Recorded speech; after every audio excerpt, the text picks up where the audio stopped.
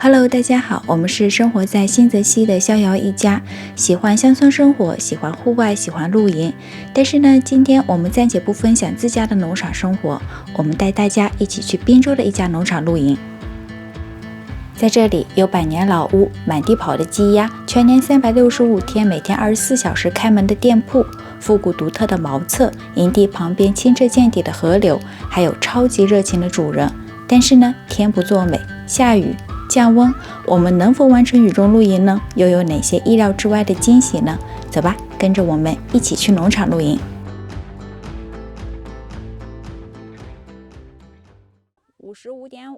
这个周末，我们提前2周在 Camp 上预定了滨州的一家农场营地。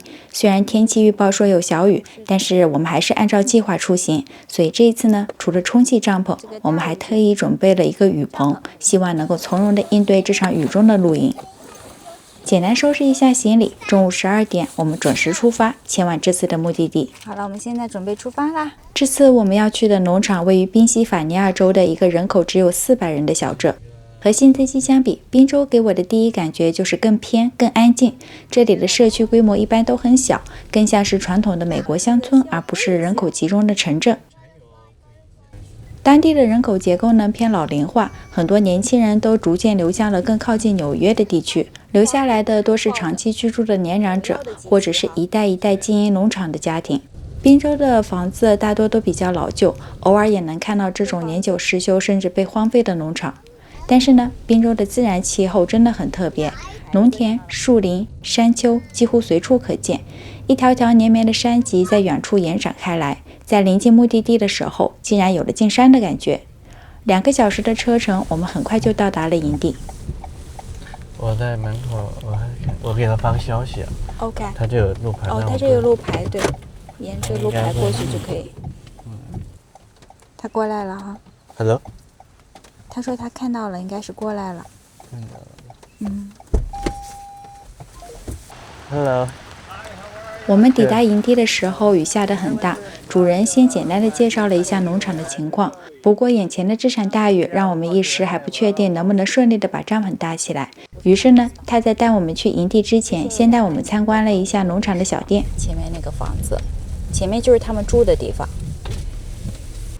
现在在下雨呢，我们所以先过来看一下这个 farm market 里头有没有一些东西可以买。等会儿等雨停了，我们再去搭帐篷。哇，这个门好复古啊！这个门，我估计得有几十年、上百年的历史了。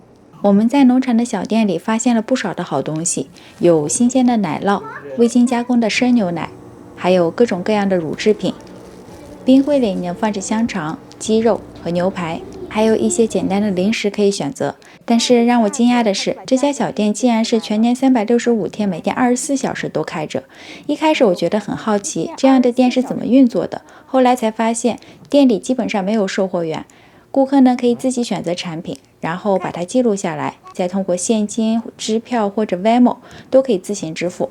这种方式呢是建立在一种非常难得的信任基础之上的。你拿了个香肠，走吧。行，我们赶紧想办法把帐篷搭起来。我已经感觉到阵阵凉意了，还饿着肚子呢。Do you know how to lock it? Okay. 有了主人之前的带路，我们很快就找到了营地。先看一下我们这个帐篷搭在哪个地方。这块不积水吗？积水没关系啊。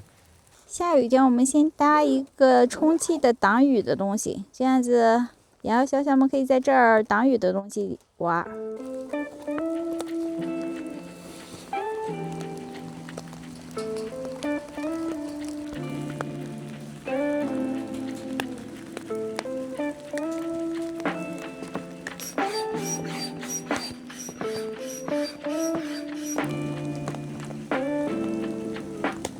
一点，现在还是歪歪的，要把4面都撑住的话，就可以立正了。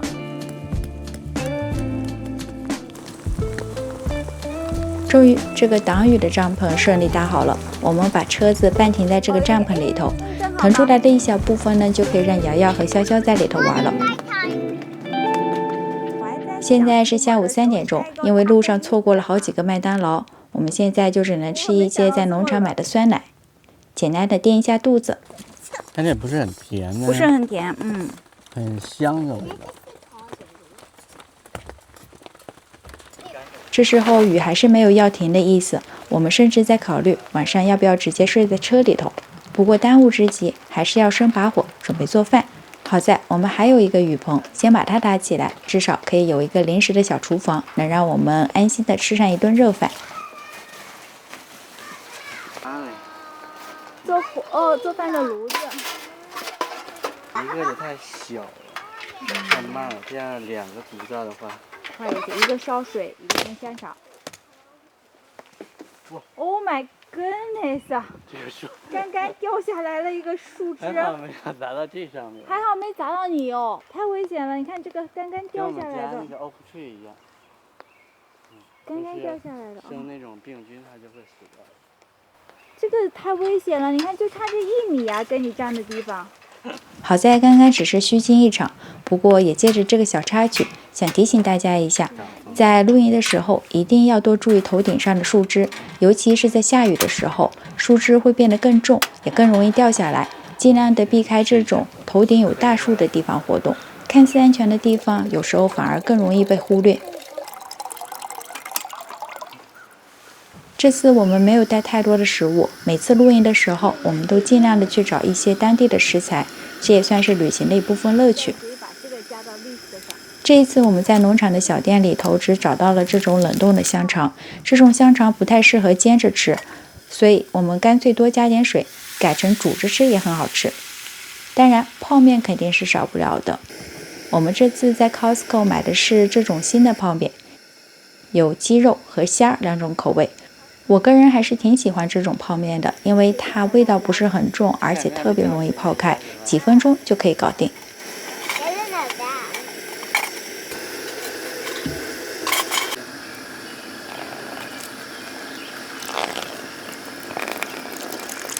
渴了。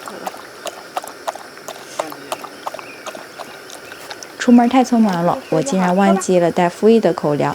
不过还好，我们有刚刚在小店买的鸡蛋，纯有机的走地鸡鸡蛋，正好也给夫役解解馋。我先尝。好吃的。来，你吃过了？我吃过了。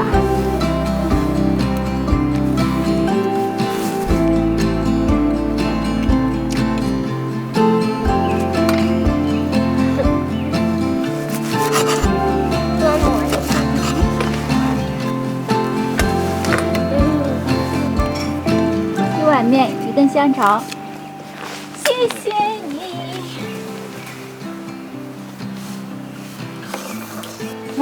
好吃好吃，好饿。忙了大半天，这个时候是又饿又冷，1碗面条再加上1根香肠，就已经是人间美味了。而这个时候的夫役也早就闻到了鸡蛋的味道，蠢蠢欲动。我就说已经煮成茶叶蛋了。刚刚好，就是那种很里头嫩嫩的，外面真好。你看，这不都不带嚼的，嚼在。嚼。你看把你手给吃掉。你改，吃了就没人喂你了。动，在，喂，在。就是一口就没了，好打。吃完饭，雨也慢慢停了，我们终于有机会好好看一看周边的环境。营地的旁边就是一条河流，水流潺潺，清澈见底，看着就让人觉得特别的舒服。从网上的评论我们可以看到，这条河里头是有很多鱼的，但这次呢，我们没有带鱼竿。夫役自从上次跟我们一起钓鱼之后，对水已经没有那么大的恐惧了。不过今天还是有点让我惊讶的。在找鱼，他以为鱼在水里边。你那是在挖文革。你看那个爪子。他找到什么吃的了？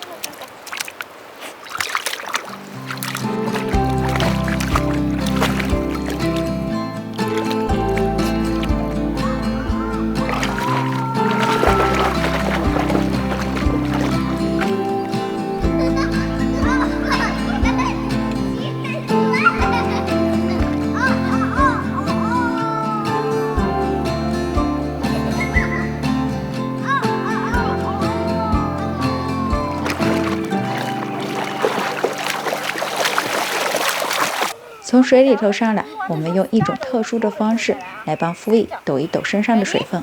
1, 2, 3, go！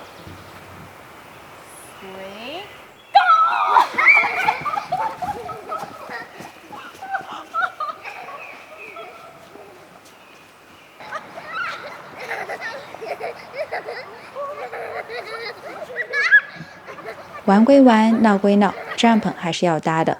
趁着天还没有黑，赶紧叫上瑶瑶和潇潇一起来帮忙。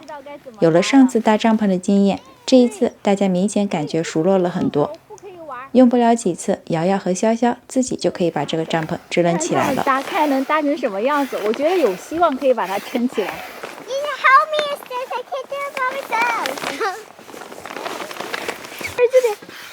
这边一点，这边一点。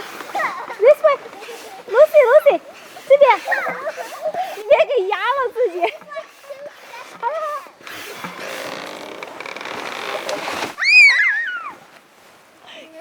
厉害，搞定。搭起来帐篷之后，现在已经是6点半，快7点钟了。然后天色已经暗下来了，你抓紧时间把我们里头也 set up 一下。帐篷里头的布置就轻松了很多，但对于瑶瑶和潇潇来说，反而更具有探索的乐趣。比如，怎么给这个气垫船充气，怎么铺传单。你先把姐姐弄一下吧，姐姐要疯了。好棒瑶瑶，good job，把那个脚拉平就 OK 了。还要学习搭凳子，学着怎么照顾夫役。这些事情呢，瑶瑶和潇潇在家里头其实很少会去做，但在露营的时候，他们却很主动地参与进来。也许换一个环境，本来就是最好的老师。新的环境中，一切都是新的体验，这也更加的刺激了他们去探索、去学习。更让我惊讶的是潇潇，他竟然主动地去帮我记录生活。虽然连相机还拿不太稳，但他已经开始尝试去发现，尝试用自己的方式去表达、去描述。这其实就是我们一直想做视频的原因，去发现生活中的美，去记录那些琐碎但真实的片段，再把这些感受分享给大家。看爸爸劈柴。帐篷搭好后，发现旁边准备了一大堆的柴火，还有篝火圈。那现在就差一把火了。哦，这箱子叫井字形的吗？等爸爸把柴劈完，我们赶紧的把火升起来。待会儿我们再去农场的小店买点棉花糖。你看，闻到味道了吗？它有一种类似于松香的那种味道。这就是 teepee。这个像火山三角。Black smoke。等火变大后，我们才发现竟然有这么多的黑烟，这些都是因为木头燃烧不充分导致的。或许是因为木头太湿，没有完全晾干，也有可能是因为空气流通不够。所以在我和瑶瑶买棉花糖的时候，爸爸和潇潇就把这个挡雨棚给拆掉，因为篝火上的温度实在是太高了，很容易把这个挡雨棚也给烧坏。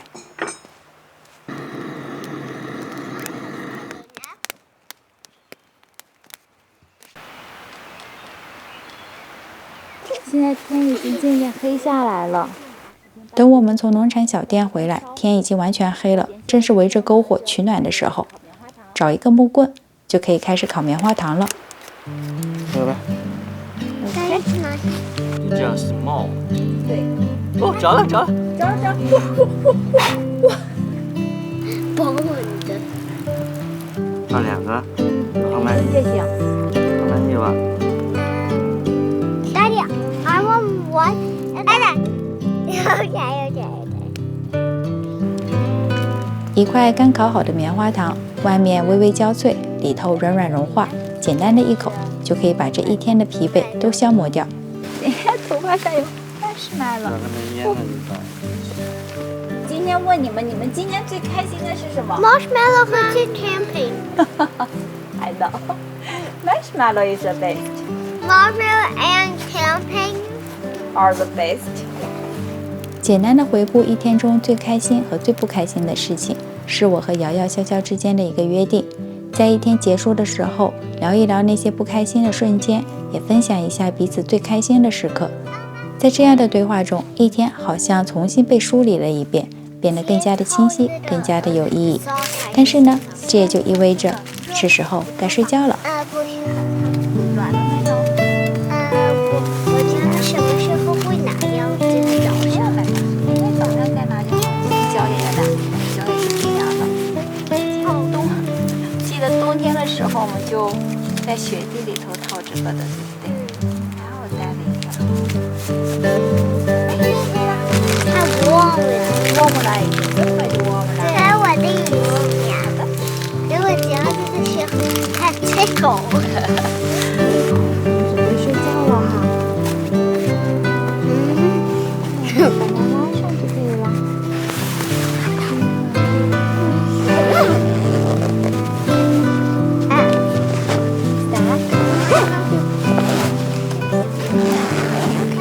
睡觉了哈，晚安。